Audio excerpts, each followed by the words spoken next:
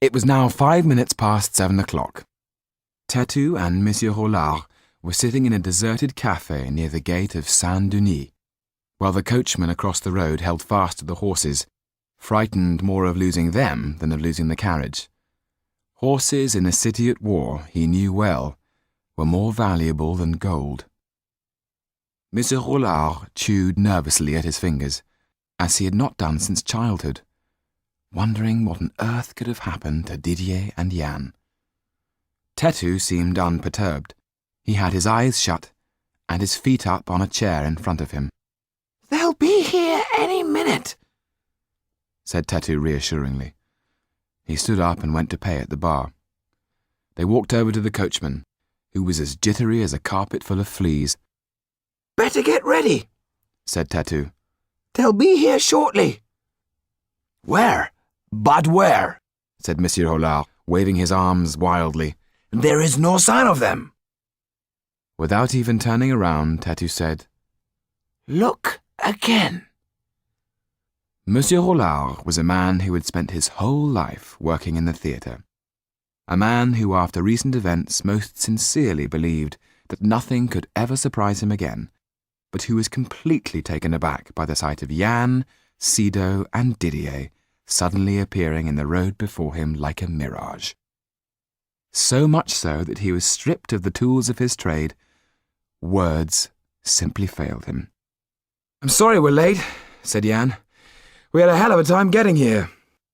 "I can imagine," said Tattoo, bowing graciously. "My dear young lady, we meet again, and it is with great pleasure." "It is so good to see you too, sir," said Sido. The driver, relieved at last to have his passengers, climbed down and opened the carriage door. "Your documents are all in order," said Tattoo. "You're going as brother and sister, Sarah and Robert Laxton. You're meeting Charles Cordell in Dieppe at the Hotel de Paris. He's chartered a boat." Monsieur Rollard interrupted him, anxious to speak to Sido. Since your papers state that you are both English, it might be best to let Jan do all the talking.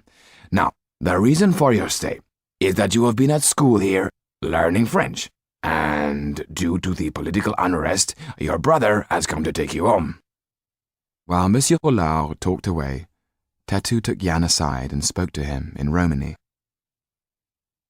"You've done well, I knew you would. What of Kaleyovsky?" The last I saw of him, he'd been overpowered by the crowd, and they were in a murderous mood, said Jan. "I don't see how he can have survived." Tattoo looked relieved. Now Jan would never need to know who his father was. "Jan, I'm proud of you. Now hurry. Get Sido to Dieppe and come back as soon as you can. There's so much still to do. You promise?" "I promise." Earlier that morning, happy was not a word Sido imagined she would ever use again. But despite all that had happened, happy was what she felt, unbelievably so, as the carriage made its way through the Saint-Denis gate, and Paris disappeared from sight. The coach stopped at the inn at Pontoise, a low timbered building that bustled with people and coaches, all relieved to be away from the city, and all hoping to reach the coast.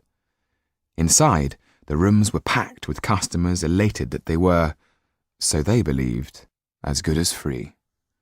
Some spoke loudly and carelessly, their voices betraying their aristocratic roots. Jan instinctively disliked the place. The innkeeper, a hard-looking man, appeared to be encouraging these unwise fools. At the next table sat a group of men who had drunk more wine than was good for them, all talking loudly. Every time their glasses were empty, the innkeeper kindly refilled them. Where was their driver, Jan wondered. He had a strong feeling that the man had taken their money and scarpered. Jan whispered urgently to Sido, "Don't speak. We're leaving. Just follow me." It was too late. The door was thrown open, and 3 soldiers in National Guard uniform entered. Jan watched, certain that the innkeeper was well acquainted with these men. The customers all shifted in their seats like a shoal of fish that knows sharks are near. The man in charge, an officer of sorts, had a gobbet of snot hanging from his nose, which he wiped on his sleeve. He looked around the room, inspecting the customers. I see before me men who should be doing their duty for France and the motherland instead of sneaking off to England like the aristocratic rats they are. Your papers, vermin!